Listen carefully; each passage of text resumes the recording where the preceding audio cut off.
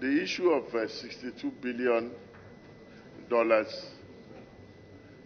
outstanding payments on the PSC is a very interesting issue. And I want to say that as a Nigerian, I'm the first person that will jump if that opportunity exists. But we must look at fund that is there for us to recover versus opportunity that has been missed. There are a lot of things we could have done yesterday. If you didn't do them yesterday, sorry. Even in law, you have what you call sleeping on your rights. If there was a provision of a law, which is your own law, and you slept on your rights for so long, and then you woke up, and then you say, oh, they must pay you all the backlog of 62 billion, I can tell you that we must live in the realm of reality.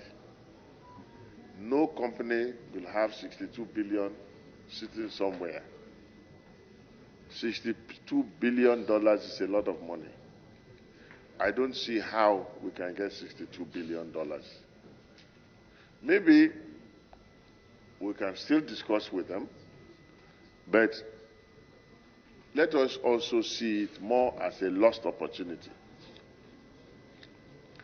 We are in the process of amending the Deep Shore Act now.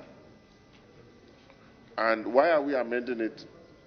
It is to be able to ameliorate some of these lacunas so that going forward, we will not miss those opportunities anymore. I don't want to go into details of how the opportunity was missed, but it is unfortunate that we slept on our rights and we got to this pass. Now, if you compare it with the P&ID, they are not the same things at all. The P&ID too would not have happened if a few preemptive steps were taken. But we have not paid. Let's also agree, we as a country, we are not paid, and none of us will expect us to pay. We are fighting it, and I believe that in the end we will triumph, and we will not pay that money that they are asking of, because we know it is fraudulent. We all know that. So if we had already paid, and then the other people are refusing to pay, then it's a problem. But we too are ensuring that we will not pay that money, because we also know it is fraudulent. So I don't want us to compare the two cases. They are two different things. But even in our own case, we too, we will not pay. We don't want to pay. Now, the training of tanker drivers is something that is already in the plan in DPR. We agree that it is not just about the condition of the tankers. You also have to train the tanker drivers. And that's already in plan with DPR to train our tanker drivers. Now, Anambra State has oil producing. I wish it was in my power to declare any state oil producing. The oil has to be produced. We have to see it, then the state becomes oil producing. Nobody can deny any state of that state or any of that status. If you are already producing oil, we will know that you are producing oil. I cannot hide it. At least we'll be moving the oil from your state, and you automatically will become oil producing. It is not actually within the powers of the Ministry of Petroleum to designate any state oil producing. I have announced here today to you that Bauchi is on its way. But Bauchi cannot also count as oil producing yet. But we know that in a few years from now, Bauchi will definitely become an oil-producing state, because what we have found there, the reserves are in commercial quantities. Sometimes you find oil, you can find oil in a certain place, but if it is not in commercial quantity, then the people may not find it worthwhile. I don't know what happened in the Anambra Basin, but we will find out. I know that a lot of people think that it's a prospective basin, especially for gas, but I don't know exactly the status of Anambra Basin right now. I don't think that any production activities is going on in Anambra as yet. But whenever there is oil production activity in Anambra State, they will become oil producing automatically. The 2020 subsidy,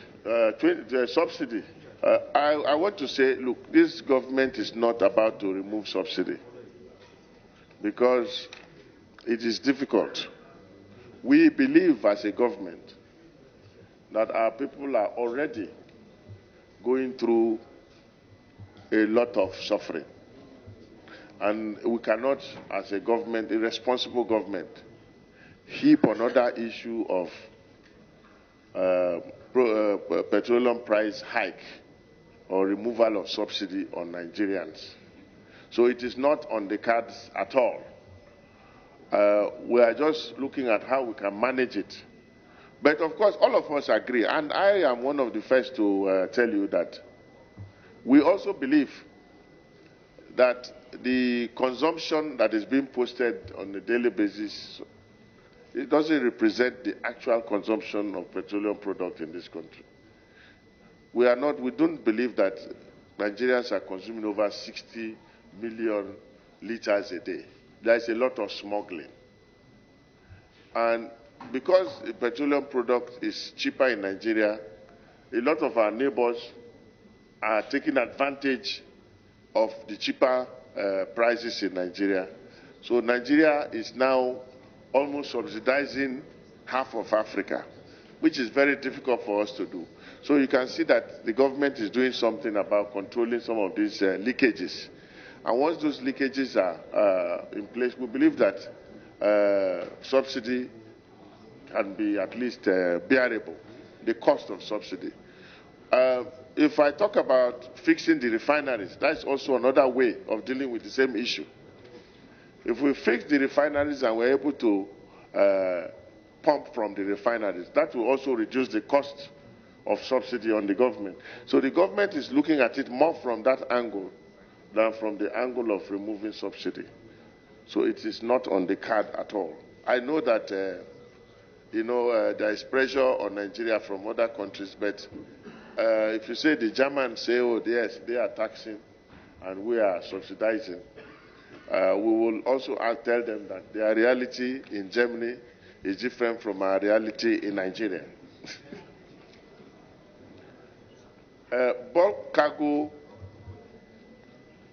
transport. Of course, when you say whether we are liaising with Ministry of Transport to move our bulk cargo, it is something we will always want to do.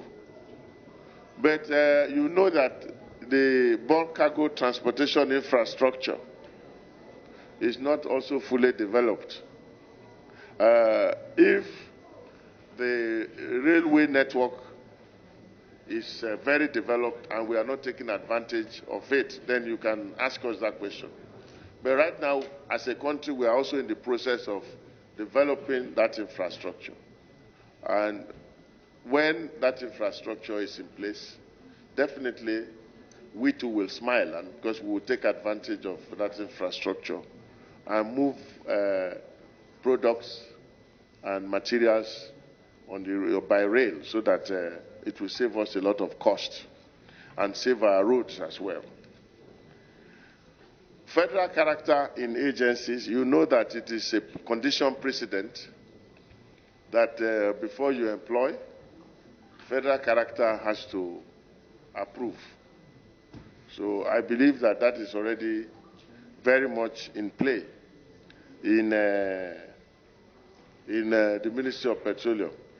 If you see names here that do not reflect, most of the people here are not the heads of the agencies. Some of the heads of agencies, as I told you, are not here with us. And I can tell you, we are very mindful of federal character in the Ministry of Petroleum. Somebody mentioned the issue of capital projects in the Ministry of Petroleum. Ministry of Petroleum Resources, I will leave that to the acting PS. And then, of course, another person mentioned the issue of depot vandalization. I say these are not only ministry responsibilities, they are actually more of a security responsibility. One of the key focus of the Ministry of Petroleum during this term is to ensure zero product loss. So we are going to work with the security agencies going forward to ensure that this vandalization and loss, which leads to loss of products and crude oil, will be stemmed. It is definitely in our interest to do so. Thank you very much. I will leave the floor now to the PS, acting PS, to answer the question on capital projects of the Ministry of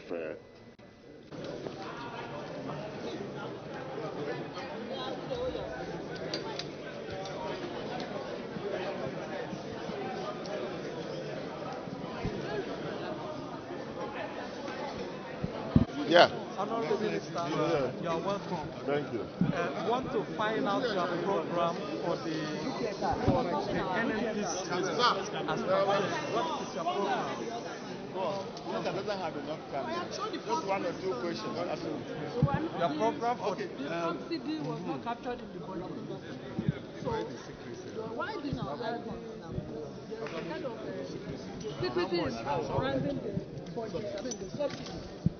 The subsidy may not be very clearly captured in the budget, but I can assure you that it is there. If you look very carefully, you will see it. So what is the what? The figure.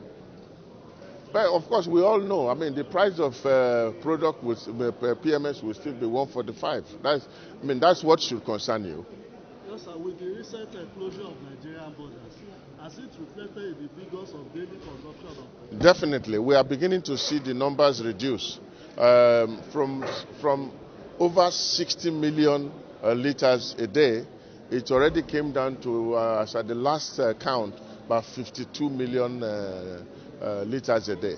That means the figures are coming down. So we are trying to block other leakages, and we believe we can bring down the leakage to the figure to about 40-something million, which will be more manageable by the government. What's the update on refineries? Refineries? No, refineries are already announced there that work on Port Harcourt refinery will commence in January, and study is also ongoing on Warri refinery and Kaduna refinery. What about the issue of oil sales, sir? Nigeria is said to lose about 5 trillion naira every year. What is your ministry doing that is a big problem, but it's not altogether a Ministry of Petroleum problem. It is more a security problem. So we are working with the security agencies to ensure that we curb this issue of oil loss of production. So will the subsidy reduce now that the consumption level is shown to be reduced? Of course, naturally, we will see those numbers at the end. I mean, if your consumption reduces, the figures will also reduce at this end, definitely. Thank you very much. Thank you. Okay. Too much. Chairman. Thank you, sir. Where's Chairman? Chairman.